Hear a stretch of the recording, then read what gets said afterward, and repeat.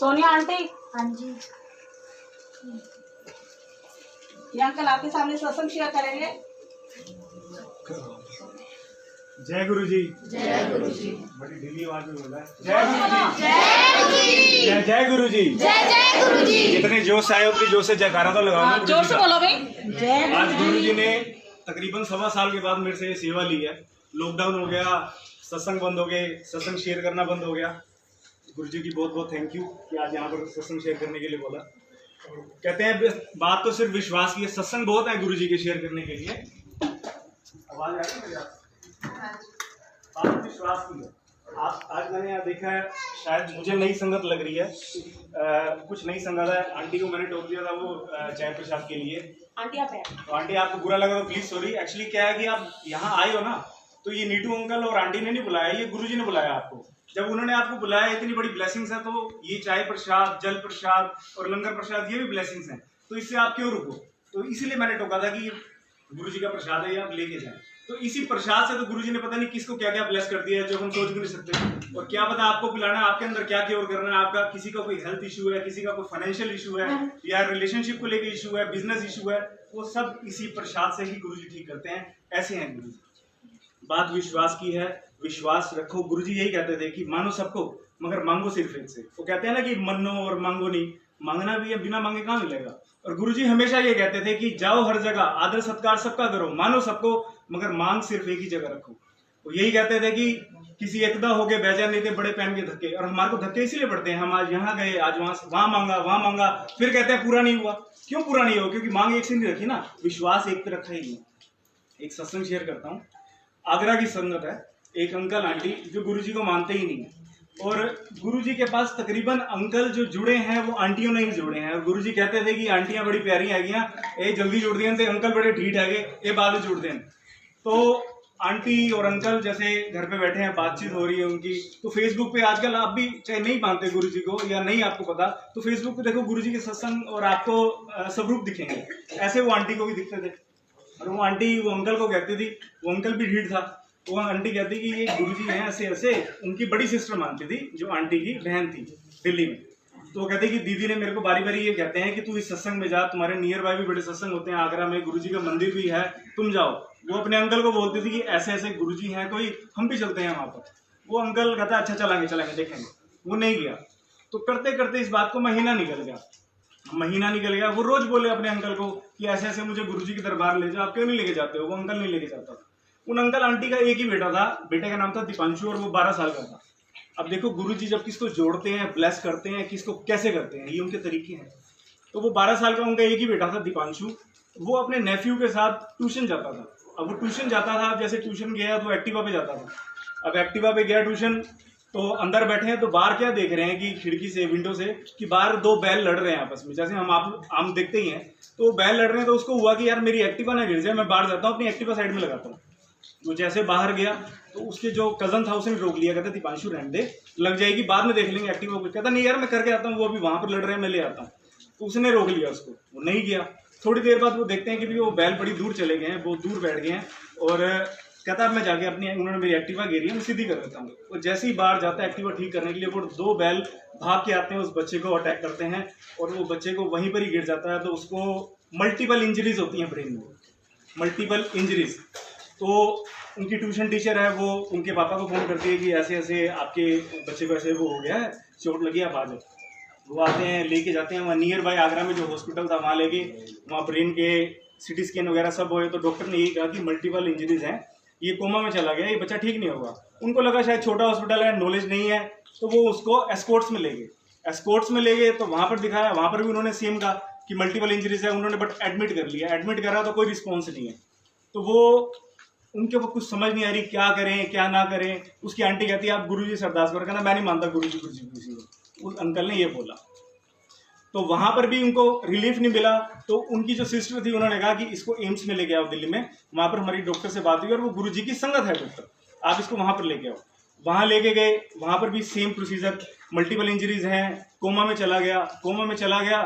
तो 10 दिन हुए अभी कोमा में गए। तो वो उसकी आंटी गुरुजी से अरदास करे, वो कहता तू क्या गुरुजी से अरदास कर रही है, उन्होंने अगर कुछ करना होता करना लेते, क्या करा उन्होंने, अब तक कुछ नहीं करा। और दीपांशु को देखो क्या हो गया, तो वो कहती नहीं गुरुजी करेंगे, सब ठीक करेंगे। और सिचुएशन वर्स्ट होगी। वो बच्चा जो कोमा में था उसको फीवर हो गया। फीवर का मतलब 107-8 पे फीवर, और डॉक्टर्स जो उनको कह रहे थे कि 10% 20% कुछ चांसेस हैं ठीक हो जाएंगे। अगर कोमा का पेशेंट को फीवर हो जाए तो चांसेस भी नहीं होते कि वो कभी ठीक भी हो। तो वो डॉक्टर से बात करे, डॉक्टर्स की टीम आए, और ऐसा डॉक्टर्स को पता लग गया कि यार इस बच्चे का कुछ होना है नहीं, अब हम इसको आदमी को क्या बताएं। वो डॉक्टर्स भी ना उस बच्चे जो उसके पापा थे उससे दूर हटना हो गया। वो आता था पूछने तो कुछ बताते नहीं थे, तो वो भी मतलब एक कदम से परेशान ही हो गया। और जब गुरुजी ने मनवाना होता है, देखो कैसे मनवाते हैं। और उसने अपनी वाइफ को फ़ोन करा कि सरिता ऐसे है कि डॉक्टर्स भी कुछ नहीं बता रहे हैं, कुछ समझ नहीं आ रही, तू बड़ा गुरुजी करती है कि गुरुजी सबको ठीक करते हैं, मैंने इतने सत्संग सुने हैं, अगर तेरी गुरुजी इतने सुनते हैं तो गुरुजी को बोल कि मेरे दीपांशु को ठीक करें। और वो आंटी वहाँ से आगरा से वहाँ कहती है अपनी सिस्टर के साथ मैं बड़े मंदिर जाऊँगी। वो बड़े मंदिर गई, वहाँ गुरुजी के आगे इतना रोई। कहते हैं ना कि अगर आपके मन की, गुरुजी कहते थे कि जगह जगह रोने की जरूरत नहीं है, अगर कुछ रोना है तो उनके आगे रो लो और वो आपको ब्लेस करेंगे। और वो आंटी वहां जाके इतना रोई, उसने अपनी झोली फैलाई गुरुजी के आगे, गुरुजी मेरे बच्चा नहीं, वो मेरा नहीं है, वो आपका है, आप उसको अपने लाल को ठीक कर लो। उसने झोली फैलाई और वो कहती है यकीन मानो मैं पहली बार गई थी बड़े मंदिर और मुझे ऐसी आवाज आई कि गुरुजी ने बोला है चल मैं तेरे नाल चलना। और जब वो वापिस आती है नेक्स्ट डे, डॉक्टर्स फिर विजिट करते हैं, टीम है उनकी, डेली आते हैं, विजिट करते हैं, वो देखते हैं। और डॉक्टर्स बड़े हैरान होते हैं कि बच्चा फीवर से बाहर आ गया, जो उनको लगता था कि होगा ही नहीं, वो फीवर से बाहर आ गया। और तो वो डॉक्टर्स ना उसके पापा को कहते कि आर यू प्रेइंग समवेयर। वो कहते डॉक्टर साहब क्या हुआ? कहते नहीं आप कहीं प्रार्थना कर रहे हो, कुछ ऐसा कर रहे हो क्या? कहते नहीं डॉक्टर साहब आप बताओ क्या हुआ। कहते ये अनबिलीवेबल है कि बच्चा ठीक कैसे हो गया, ये फीवर से बाहर आ गया है, अब हम इसके चांसेस कुछ देख सकते हैं कि ये बच्चा कुछ ठीक हो जाएगा। और वो अपनी वाइफ को फ़ोन करता है कि ऐसे ऐसे डॉक्टर्स ने कहा है कि होप है कि दीपांशु ठीक हो जाएगा। वही महीना एक के अंदर थोड़ा सा उसको हुआ, वो बच्चा कोमा से बाहर आ गया। कोमा से बाहर आया, उसके हफ्ते बाद वो अपने घर चला गया। आज वही बच्चा है, आज उसकी दिन सुबह गुरुजी से शुरू होता है, शाम है गुरुजी से ख़त्म होती है, आगरा मंदिर में सेवा करता है। और गुरुजी पूरी फैमिली इतना मानती है। ऐसे हैं हमारे गुरुजी। आप ये मत समझो कि आप पहली बार आए हो कि आपको कुछ मिला है या नहीं मिला, या कुछ पल्ले पे आया नहीं पिया, पता नहीं वो क्या ब्लेस कर देंगे, आपको नहीं पता। यहाँ जो भी आया है दरबार में और साक्षात गुरुजी बैठे हैं, यकीन मानना एक बंदा खाली हाथ नहीं जाएगा। पता नहीं वो हर किसी को कुछ ना कुछ दे के भेजेंगे, और ये आपको आने वाले टाइम में रियलाइज होगा। जय गुरुजी। जय गुरुजी। किसी और में सत्संग शेयर करना तो प्लीज कर देना। एक छोटा सा और करता हूँ, फनी सा सत्संग कर लो। अंकल मैं बड़ी दिनों से आपसे रिक्वेस्ट कर रहा था, पता है आपको है? कर देते हैं। एक फनी सा सत्संग शेयर करता हूँ। गुरुजी एम्पायर स्टेट में बैठते थे, संगत होती थी, ऐसी सत्संग होता था, गुरुजी बैठते हैं तो वहाँ एक टीनेज लड़का आता था, सरदार जी। अब वो सरदार लड़का आता था, वो साथ में उसकी मम्मी आती थी, उसके पापा कनाडा में कुछ काम करते थे, जॉब करते थे। वो जब भी आता अपना सेवा का टाइम होता, गुरुजी के पास आया, गुरुजी को मत्था टेका और सेवा पे चला गया। तो एक बार हुआ जब नेक्स्ट थर्सडे आया, गुरुजी को मत्था टेका, गुरुजी कहते भाई, कहते हाँ जी गुरुजी। गुरुजी कहते अपने भापे का हालचाल पूछ ले, पापा कनाडा आएगा, भापे का हालचाल पूछो। कहते गुरुजी भापा ठीक है, भापा चंगा है। कहते अच्छा। गुरुजी कहते भापा चंगा जा। फिर नेक्स्ट थर्सडे आया, फिर आया, गुरुजी को माथा टेका, मम्मी उसकी चलेगी। फिर गुरुजी कहते ओए सुन भापे का हालचाल पूछ। कहते गुरुजी भापा ठीक है, भापा चंगा है, सवेरे कर लो, ये तुसी टेंशन ना लो भापे दी। गुरुजी कहते ठीक है भापा चंगा है तो चंगा है जा। जब थर्ड थर्सडे आता है, आया गुरुजी को नमस्ते करता है, जय करता है, तो गुरुजी कहते जा जाना क्यों नहीं सेवा दे। वो संगत जैसे बैठे हैं ऐसे सब गुरुजी के साथ बैठे होते थे। तो गुरुजी को शर्म आया, उसको मैं बोलूँ कैसे।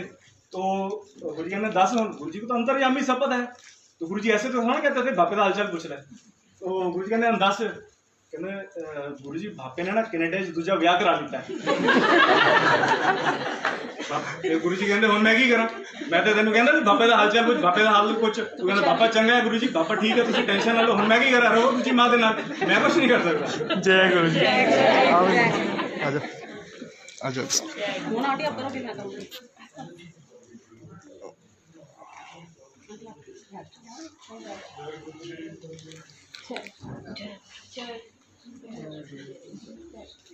गुरुजी ने वैसे तो मेरे पे इतनी कृपा की हुई, आज खड़ी हूँ तो मैं गुरुजी की वजह से ही खड़ी हूँ। गुरुजी ने कैंसर से निकाला, गुरुजी ने कोविड से निकाला। 21 अगस्त को इनको कोविड हो गया, 23 को ये हॉस्पिटल एडमिट हो गए दिल्ली, इनकी हालत ज़्यादा ख़राब हो रही थी। 25 को मुझे एक दिन फीवर आया, मैंने डॉक्टर से बात की, वो कह रहे कि आइसोलेट हो जा घर में और ये मेडिसिन खा लो। मैंने मेडिसिन खानी शुरू कर दी। अंकल हॉस्पिटल में थे। 2 सितंबर को हमारी एनिवर्सरी होती है। 1 सितंबर को मुझे सुबह फिर 8 बजे फीवर आ गया। फीवर आया, मैं डॉक्टर को फ़ोन किया, मैंने कहा मुझे फीवर आ गया है। बोले कि तू अर्जेंट एम्बुलेंस ले और दिल्ली पहुंच जा, मुझे लग रहा है तुझे कोविड हो गया। मैंने कहा अंकल को 21 को हुआ था, आज 1 हो गई है सितंबर की, डॉक्टर साहब इतने दिनों बाद मुझे कैसे हो सकता है? बोलो कि नहीं तू अभी के अभी पहुंच जा।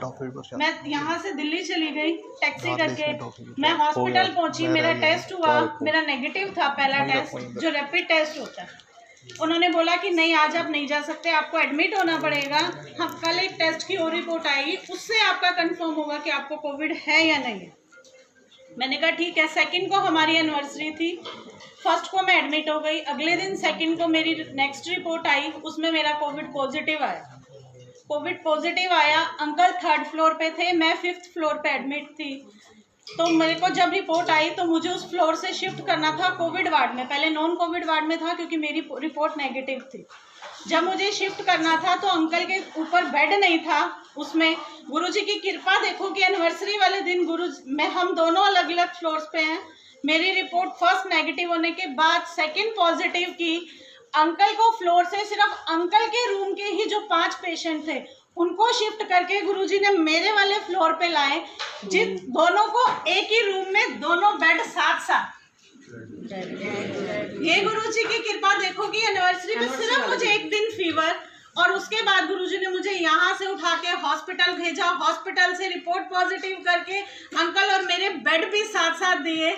ये गुरुजी की कृपा। उसके बाद कोविड के बाद 10-20 दिन के बाद डेंगू हो गया। डेंगू के बाद इन्फेक्शन हो गया। इन्फेक्शन के बाद एक सर्जरी हुई। सर्जरी के बाद नेक्स्ट सर्जरी फिर प्लान हो गई, फिशर हो गया, पाइल्स हो गया। तो डॉक्टर ने बोला कि अब सर्जरी फिशर का ट्रीटमेंट नहीं है, आपको फिशर की सर्जरी करवानी पड़ेगी।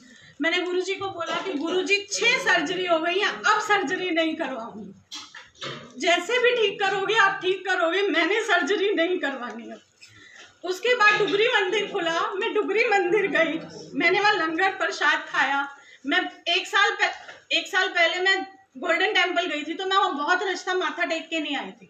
तो गुरुजी मैं घर से कपड़े भी नहीं लेके गई थी, ऐसे ही गई। वहाँ से मुझे गोल्डन टेम्पल भेजा, मैंने वहाँ से लंगर प्रसाद खा के आई, जिसके लिए डॉक्टर मेरी सर्जरी प्लान कर रहा था। मेरी आज 1 महीना हो गया, मेरी सर्जरी कैंसिल हो गई। जय गुरु। ये गुरुजी है कि मैं 6 बार उसने मेरी सर्जरी प्लान की, 6 बार डेट कैंसिल की। जब लास्ट बार प्लान हुई, रात को अंकल का एक्सीडेंट हो गया, सुबह मेरी सर्जरी कैंसिल हो गई। उस सर्जरी के बाद मैं डुगरी से लंगर प्रसाद खा के, क्योंकि कहीं लंगर प्रसाद नहीं मिल रहा था, डुगरी में मिल रहा शुरू हुआ था जब डुगरी मंदिर स्टार्ट हुआ था। उस लंगर प्रसाद से आज 1 महीना हो गया, मेरी सर्जरी कैंसिल है। ये गुरुजी है और हर बार मुझे ब्लेस करते हैं। लंगर का बोल देना, फिनिश करें लंगर सारा। संगत जी सारा लंगर सबने फिनिश करना है क्योंकि ये गुरुजी का प्रसाद है। और जो नहीं खा सकता वो पहले ही बता दो, कम कर दिया जाएगा।